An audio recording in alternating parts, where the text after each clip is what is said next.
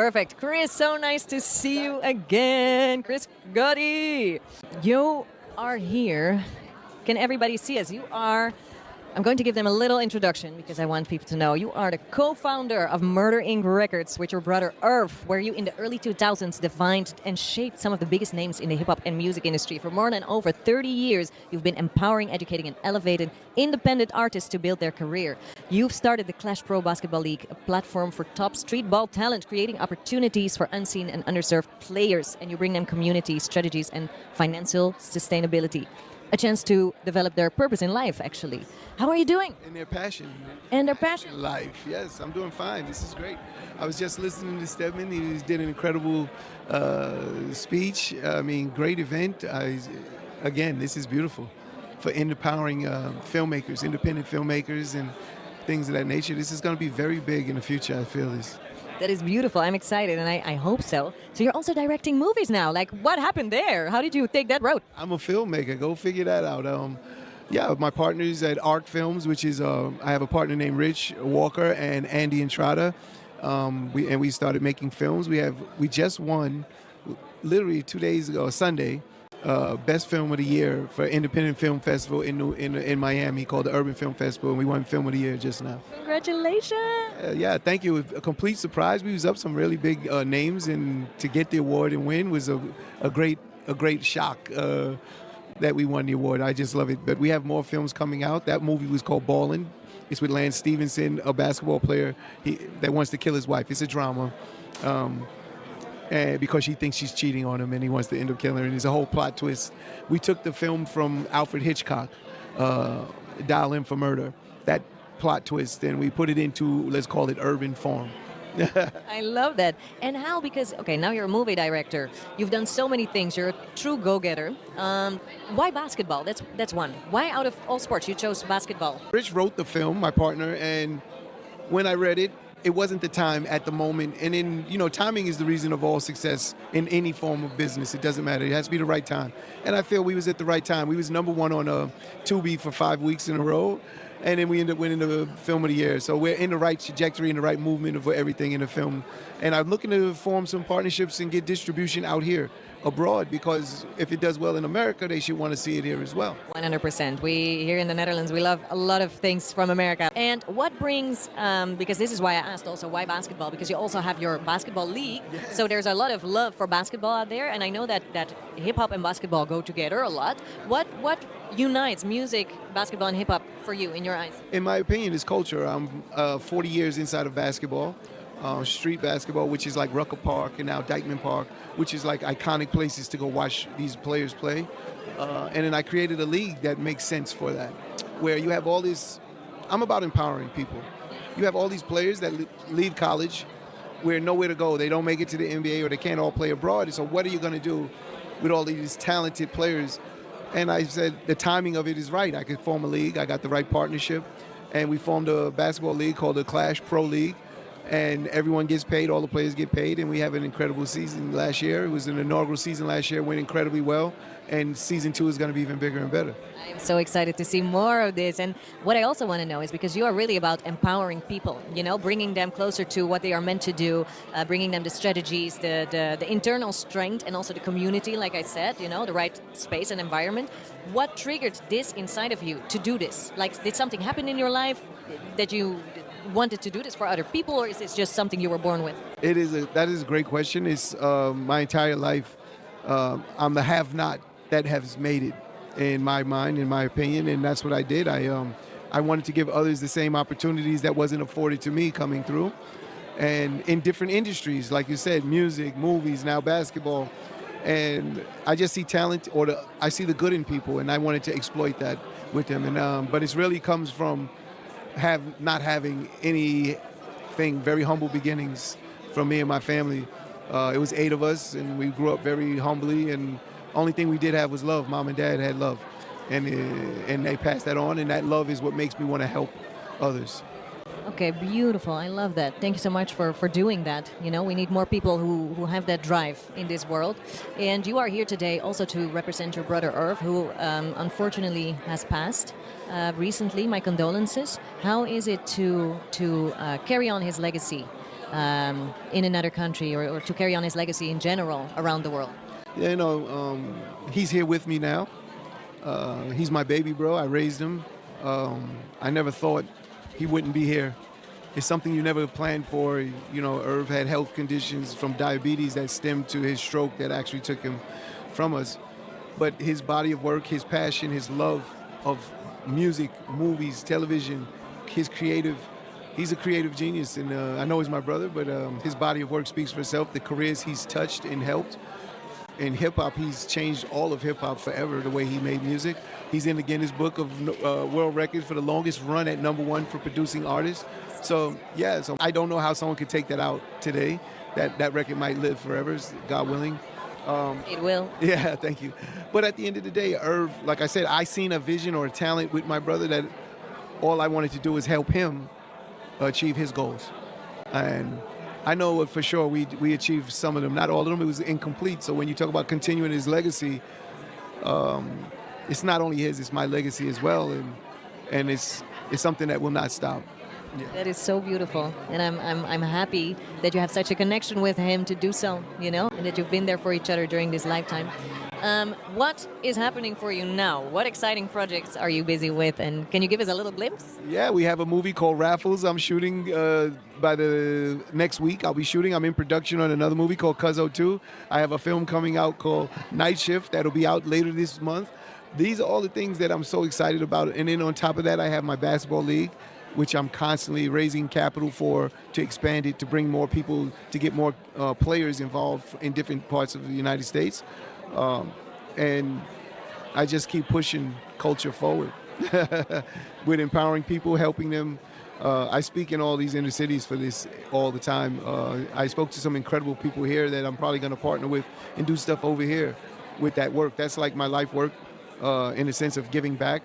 And I don't do it with the big charities. I do it just personally for myself and all the people I've affected and touched. I mean, I've saved a lot of lives and helped change a lot of lives. So that is the most fulfilling part of my work. Beautiful. And I know that after the loss of your brother, you are also bringing awareness now about diabetes and strokes. How is that going? Do you reach? Me and Ja Rule, who couldn't be here because he's on tour, but we're starting a foundation for the Irv Gotti Foundation, which will educate about diabetes and stroke. My dad passed from having cancer, but he was diabetic. He beat it at the age of 81. No more diabetes, but the effect or the cause of diabetes, him having it all that time, created the cancers that he actually had to deal with. He ended up passing from lung cancer. That's the one that took him at 86. But 86 is a full life. My brother passed at 54, and you have to be very aware of the foods you're consuming today. It's not the same as my dad was consuming at his age. They pump it with a lot of drugs and things that are not good for us.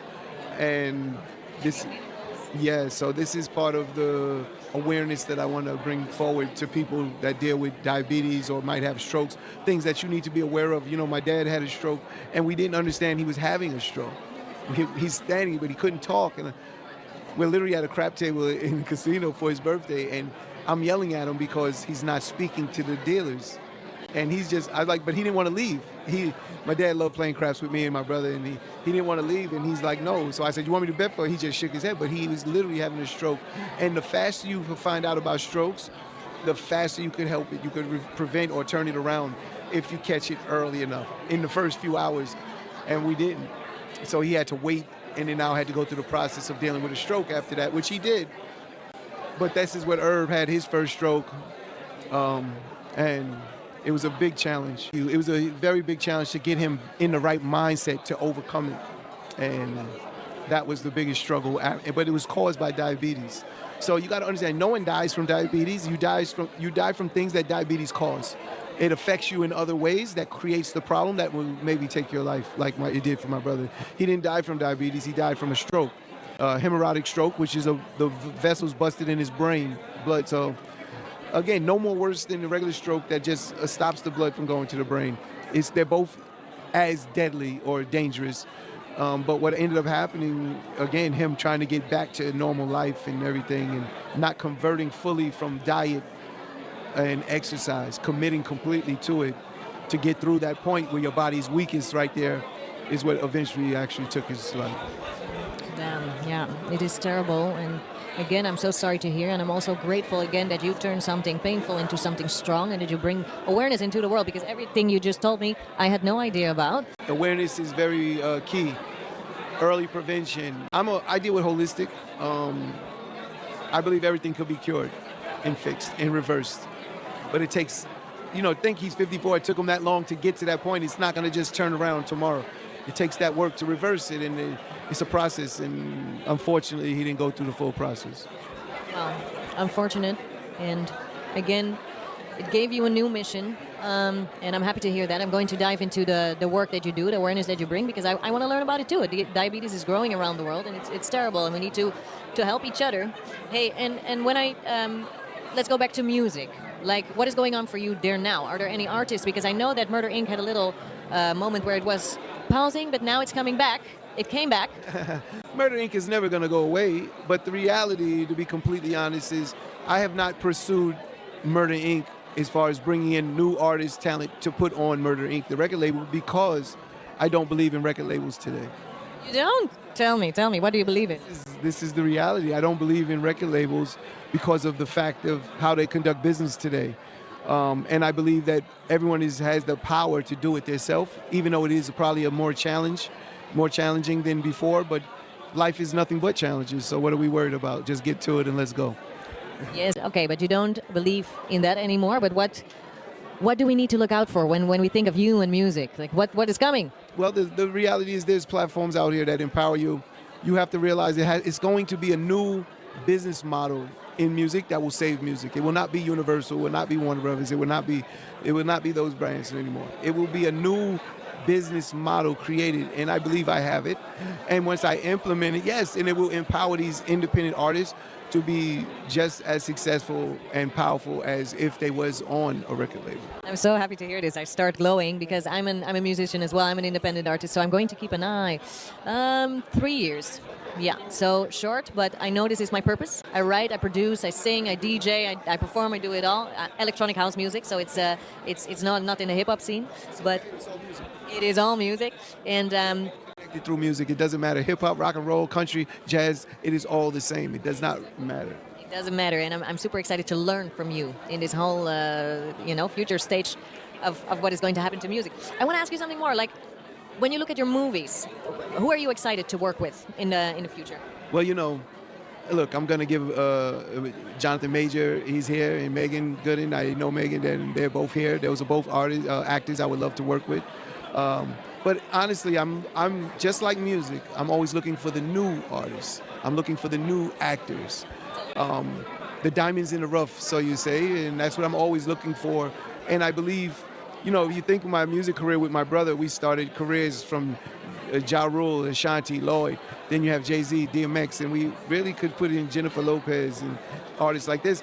And it was actually tapping into their special talents and artistry to actually help propel their careers. And it's the same in acting. I believe I will come across the next Denzel Washington, who is absolutely one of the greatest actors of all time, and his body of work. So it's someone like that motivates me to find someone like him. Does that make sense? Like, his work motivates me to say there is another one like him that will come about that could do that just as well, or close to it as possible. In their own way, of course. In their own way, of course. Everyone is individually unique, and that's what we keep in mind here. I have a special way of finding talent and getting you prepared. So, you cast, and then there might be 4 people for the same role, and then the way they read, I have to go through. There's a process I go through that I help teach you how to act. It's very, very weird, but it works. It's very effective because I'm dealing with newbies. I don't expect them to be able to act. They just have a love for it. And if you love something, you could do it. You'll figure it out. And that's the reality. So you have to check off those boxes. You have to want to be here because, number one, it's not glorious like everyone, it's as glamorous as everyone wants it to make it out to be, to make a film. Afterwards, when you have red carpet and interviews like this is the glamorous side of it. To make it is hard work. So you better get ready to roll up your sleeves and work. And that goes for the actors, that goes for my directors, everybody on the film set. It goes for everyone. And I look for their love for what they're doing. They want to be there. If you don't want to be here, you shouldn't be. I don't want you. The cooperation, you have to be very cooperative what we're asking because it's grind, it's long days, some days it's short, but you got to be ready for that. those are the main things. And we always had a philosophy. I use my brother a lot because we had a lot of philosophies we created to be successful, that became successful for music. And one of them was new slays old. Okay, so a new artist or a new actress or actor, there's more interest. Curiosity kills the cat. Okay, so that curiosity will make the world be like, who is she? Who is he? And want to go see them. And then satisfaction brought them right back. So if they do their role well, they become a star. Boom, just like that. So that is very, new slays old. It's from a curiosity standpoint. And when you understand that, just think of any artist that broke. You was curious to know who they are, to know their story, right? An artist is always telling you, like in hip hop, they tell you who they are, where they're from, what they're about. That's all they do in rap form. Yeah. In rap form, that's what they do. Pretty much, think Taylor Swift. She's writing about all her relationships and things of that nature. So this is, and there's great storytellers that create the stories if it's not coming from a personal place. So this is something that you have to understand from a star finder. I consider myself a star finder. I find the stars that are going to be the people that people love. And that's what I look for. I look for those qualities. And I think that is a talent by itself to be able to spot that and then guide people. Do you think that when you look at the movie industry, do you want to be more part of the production? Do you want to be more part of the coaching? Or do you want to be more part of the business side? Or do you want to do it all of it? From a movie's perspective, I love it all right now. But I'm a deal guy. I'm a numbers guy by nature. I ran Murder, Inc. So if you go back to Murder, Inc. and think about my brother, me and his relationship, Murder, Inc., I always said was his baby because he's the creative. He's the real producer. He made music. He would take that artist, like someone like yourself, and he would tell you how to sing the songs that you're singing better, than how you might have sung, and he knew how to take that and connect it to people, to the world. Like the world wants this, is a void. So we look for voids in the space of music or film, and we want to fill those voids because that's when people gather towards what we're doing. And that's what I look for. But so when you ask me which part do I want to play, I love it all. I've played every part of it with my partner Rich, and who co-wrote. I co-wrote, but we directed. Every part of it we was part of, and I really do enjoy it all. And then, but I'm a businessman by first. So like I said, I ran all of the business for Irv. Didn't do any of the business for Murder Inc. I did it all. Irv did all the creative. If I found, let's say, Ashanti and gave him Ashanti, I knew he was going to make hit records. If I find Lloyd, I knew he's going to make hit records. Amazing. Yeah, and that was part of me. So we both had star finding quality. I could do it, he could do it, but I allowed him all. That was his thing. It was his baby. So he's the father. I'm the uncle. Amazing. Thank you so much for being here today with us, Chris. It was amazing to talk to you. All the artists, all the things that you have done have been my childhood. So I sit here across the goat. So I'm really happy to talk to you. Have an amazing day. Unfortunately, I need to wrap up. I could ask you more questions for hours.